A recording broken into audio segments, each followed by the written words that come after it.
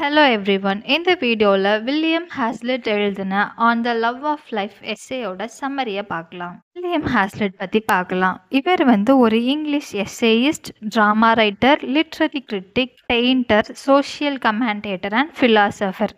English லாங்குவேஜோட ஹிஸ்ட்ரியிலே one of the greatest critic and essayist William Hazlitt. On the love of life இந்த எஸ்ஸேல William Hazlitt ஃபுல்லாகவே life, வாழ்க்கையை பற்றி தான் டிஸ்கஸ் பண்ணியிருக்கிறாரு.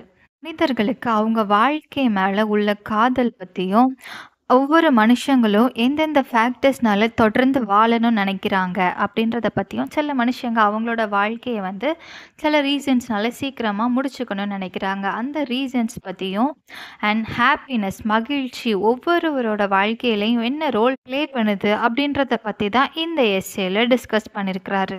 நிறைய ஹியூமன்ஸ் என்ன பிலீவ் பண்ணுறாங்கன்னா, வாழ்க்கை மேலே அவங்களுக்கு இருக்கிற லவ்வுக்கு காரணம் அவங்களுக்கு வாழ்க்கை கொடுக்குற அந்த ஹாப்பினஸும் என்ஜாய்மெண்ட்டும் தான் ரீசன் நினைக்கிறாங்க. பட் அது உண்மை கிடையாது.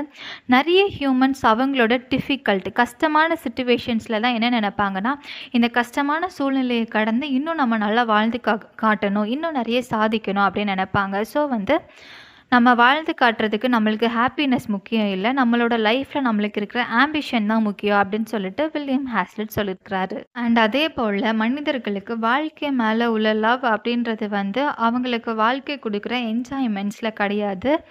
இன்ஸ்டெட் அவங்களுக்கு வாழ்க்கை அடுத்தடுத்து அவங்க தோத்தாலும் கொடுக்குற ஆப்பர்ச்சுனிட்டிஸ் இருக்குல்ல, அந்த ஆப்பர்ச்சுனிட்டிஸ் மூலியமாக அவங்களோட கோலை அச்சீவ் பண்ணுறதுக்கு வாழ்க்கை கண்டினியூஸாக ஹியூமன்ஸை மோட்டிவேட் பண்ணும். ஹாஸ்லெட் சொல்கிறாரு, ரிச்சாக இருக்கிறவனாலும் சரி, ரொம்ப புவர் ஏழ்மை நிலையில் இருக்கிறவனாக இருந்தாலும் பரவாயில்ல, யங்கஸ்ட் பீப்புளாக இருந்தாலும் பரவாயில்ல, ஓல்டு மேனாக இருந்தாலும் பரவாயில்ல, அண்ட் லைஃப்பை சக்ஸஸ்ஃபுல்லாக வாழ்ந்துட்டுருக்கிற person, at the same time daily லைஃப்லேயே ரொம்ப ஸ்ட்ரகிள் பண்ணி வாழ்ந்துட்டுருக்கிற பர்சன் யாராக இருந்தாலும் சரி, அவங்களுக்கு வாழணும் அப்படின்ற ஆசை கண்டிப்பாக இருக்கும் அப்படின்னு சொல்லிட்டு ஹாஸ்லெட் சொல்கிறாரு. ஸோ வாழ்க்கை மீதான மனிதர்களோட பிடித்தம் அப்படின்றது ஹாப்பினஸ்னால இல்லை அப்படின்னு சொல்லிட்டு ஹாஸ்லெட் சொல்கிறாரு.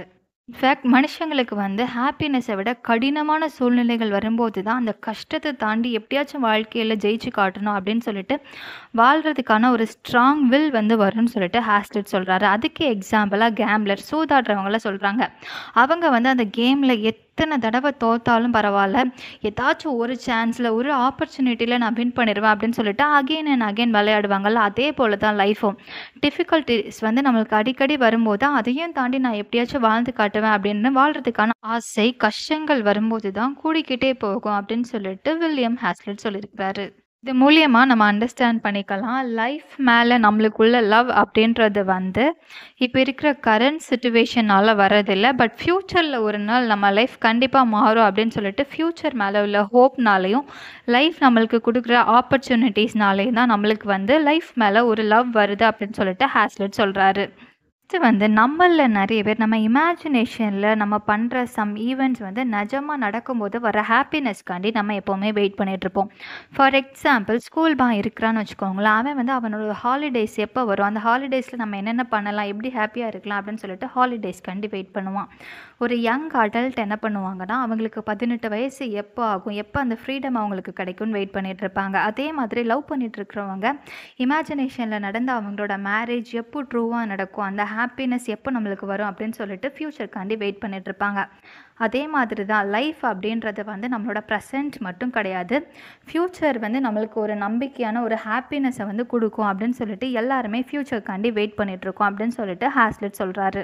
அதே போல் நம்ம லைஃப்பில் நம்மளுக்கு உள்ள அந்த கோலை அச்சீவ் பண்ணணும், அதுக்கு நம்ம ப்ரெசண்டில் நிறைய விஷயத்த சாக்ரிஃபைஸ் பண்ண வேண்டியதாக இருக்கும். லைஃப் அப்படின்றது ஒரு ஜேர்னி மாதிரி, வாழ்க்கை பயணம். ஸோ அந்த பயணத்தில் நம்மளோட மைல்ஸ்டோனை நம்ம ரீச் பண்ணுறதுக்கு ப்ரெசண்டில் நிறைய விஷயத்த சாக்ரிஃபைஸ் பண்ணணும்.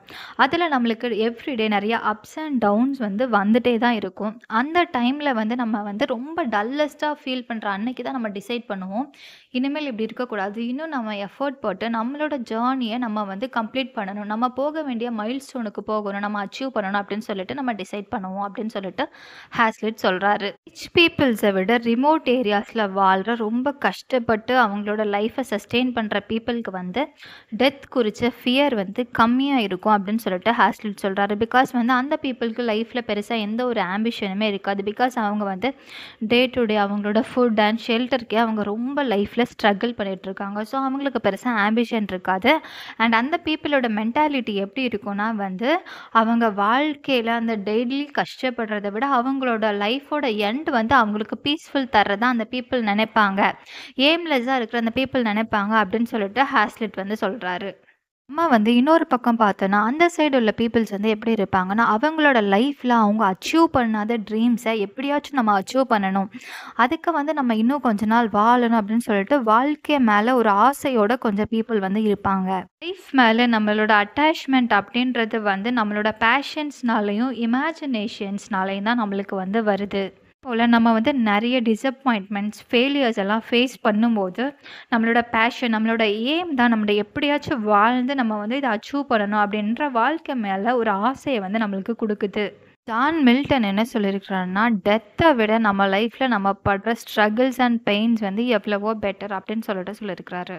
ஹாஸ்லிட் வந்து இன்னும் கொஞ்சம் பீப்புள் பற்றி சொல்லியிருக்கிறாங்க. அவங்க யாருன்னா வந்து பவரில் உள்ளவங்க. இந்த பீப்புளுக்கு வந்து பவர் அதிகாரம் மேலேயும் பணம் மேலேயும் வந்து வெல்த் மேலேயும் நிறைய அஃபெக்ஷன் இருக்கும். இந்த பீப்புளோட மென்டாலிட்டி எப்படி இருக்குன்னா வந்து அவங்களோட அந்த பவருக்கு வர்றதுக்கு ஒரு டைரன்ஸ் மாதிரி மற்ற பீப்புளை கொலை பண்ணுறதுக்கு கூட தயாராக இருப்பாங்க. பிகாஸ் அவங்க வந்து அந்த பவர்னாலேயும் மணினாலேயும் அவங்களுக்கு கிடைக்கிற அந்த ப்ரிவிலேஜஸ்னால ரொம்ப பிளைண்டடாக வந்து அதை நம்பிட்டு இருப்பாங்க. அண்ட் இந்த மாதிரி இருக்கிற பீப்புளுக்கு வந்து அவங்களோட பவர் கையில் இல்லை அப்படின்னா அவங்களோட லைஃபே அந்த பீப்புளுக்கு வந்து வெறுத்து போயிடும். பவர் மேலே டிசைர் உள்ள இந்த பீப்புள் மாதிரியே இன்னும் அன்வான்ட் டிசையர்ஸ் உள்ள நிறைய பீப்புள் இருப்பாங்க. அவங்க பண்ணுற ஆக்ஷன்ஸ்னால அவங்களுக்கு ஹாப்பினஸ் வர்றதை விட ஃப்ரஸ்ட்ரேஷன் தான் நிறைய கிடைக்கும் அப்படின்னு சொல்லிட்டு ஹாஸ்லிட் வந்து சொல்கிறாரு. ஃபைனலாக ஹாஸ்லிட் என்ன சொல்லி முடிச்சிருக்காருன்னா வந்து லைஃப் மேலே நம்மளுக்கு உள்ள அட்டாச்மெண்ட் அப்படின்றது வந்து லைஃப் நம்மளுக்கு கொடுக்குற ஹாப்பினஸ்னால வந்ததில்லை.